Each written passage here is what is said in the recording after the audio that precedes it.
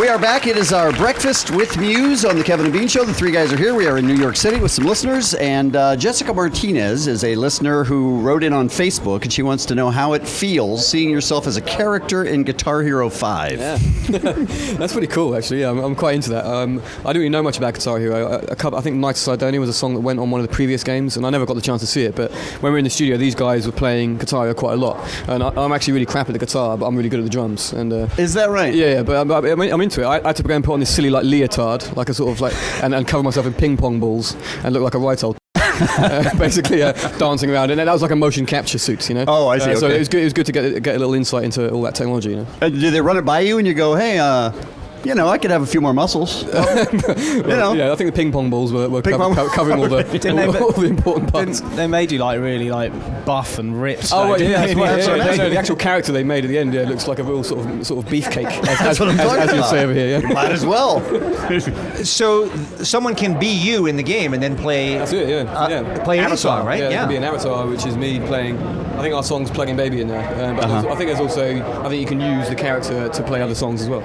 Isn't that wild? And then you I think I've heard you mention in interviews, you look on there and it's Kurt Cobain and it's Carlos Santana and it's Johnny Cash and it's you. Yeah, it's weird, isn't it? Yeah. I don't know how I got there. Yeah. It is pretty weird. I tried to challenge Tom Morello to a game of Guitar Hero on one of the previous ones where he was an avatar and you got to get past him, and he wouldn't do it. He says, I can't. I don't have anything to prove. I'm the one that did it on the real guitar. He wouldn't play with himself, no?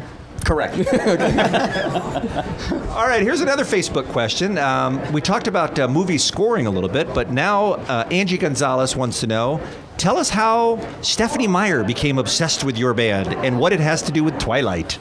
She came to a gig, it must have been a number of years ago. It was when she was still writing maybe the first, second book or something. I don't really know. She came to a concert in Phoenix in Arizona, which I'm not sure if she may have been living there or something. That's where she's from. That's where she's from, yeah. So we got to meet her and she's very nice. She came back after the concert with a chat and she was telling us how much she likes the music, and she said she listens to it when she's writing. So that's. And you, of course, had no idea who she was at this point because I didn't know anything about the book until I met her that time. Right. And then she said that night, she said, oh, by the way, if I ever get a film made, can I use one of your songs? And I said, yeah, right.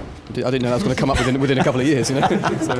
So that's how it came about. You were thinking, yeah, that'll never happen. Sure, of course. Have you seen the films?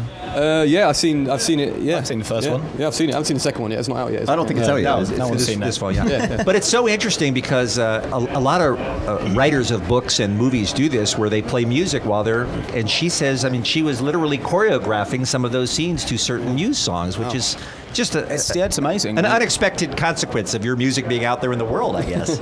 Well, it's a massive compliment when anyone gets inspired by your music to do something creative. It's great.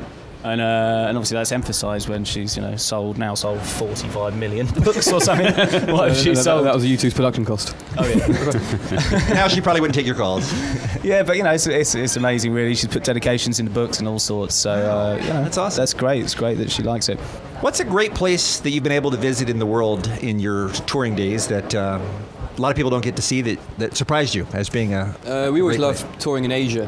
We played in Indonesia, and that was crazy crowds there. And South Korea, we played there. We're trying to get into North Korea, but we're not sure if they're going to let us in. Well, you have to run across the border. That's how you do it. What's he called? Mao Zedong? What's he called? That guy? Kim Jong-il? Yeah, Kim Jong-il. Yeah. I don't think we're going to get in there, I think, unless we put a big poster of him up behind us. But yeah, we played South Korea, and the crowd was just unbelievable. And the crowds out in Asia are just insane. Why do you think? They love rock music. Don't they? Well, I think to be honest with you, I think a lot of bands don't tour there that often. So when bands come through, they're just very, very keen. Do you when you schedule your tour, do you give yourself some time to actually see the country, or is it fly in, do a gig, fly right out? Depends where we go, really.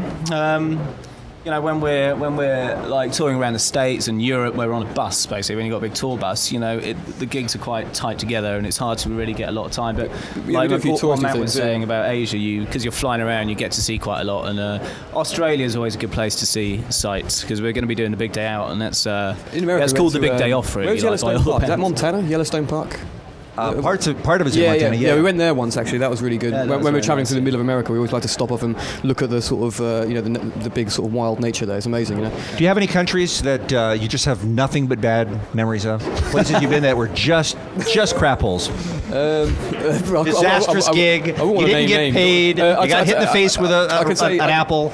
I can say we didn't have a good time in Brazil. I can say that much. Brazil? Yeah, Wow. Brazil. Yeah. We did a South American tour and everything was great, but Brazil was just a bit. We had a couple of bad gigs and we took a few wrong turns, down a few wrong alleys, and nearly got killed. Yeah, you don't really want to do that in Brazil. But basically, yeah. But that was. But yeah, it was cool. All in all, you get on pretty well around the world. Generally, we're very friendly. it's- We like everyone. We like to be tourists, and try and see as much as possible. So Sure. it's good to travel. We are doing our breakfast with Muse here on the Kevin and Bean Show. With this new record coming out and all the high-profile appearances like last night on MTV, are you concerned a little bit about losing some of your anonymity that you might have enjoyed up till this point in the United States? I think we're all the fans we've had just like us to the music, So we're not the kind of people that get recognised in the supermarket or walking down the street. Well, maybe the odd cashier here and there, but it's certainly not a problem. We don't get like stalked out by people. So people tend to just like the music, which is great. Well, you do in England, don't you? I mean, isn't it? It's rough. Yeah, but I mean, it's all right, because we're not like, as I said, we're not like the celebrity types. We don't sort of go down. We don't go to bars with like models and get into fights with other bands and stuff. So Is that in the future for That's you? what you have to do in England to be known, basically. Let's not knock dating models, by the way. Not so quick with that. All right, we got to take one more break. Come back with another live performance from the band Muse and the final round of questions for these guys. It's Breakfast with Muse. You're listening to the Kevin and Bean Show. We'll return right after this. Hit it, Steve.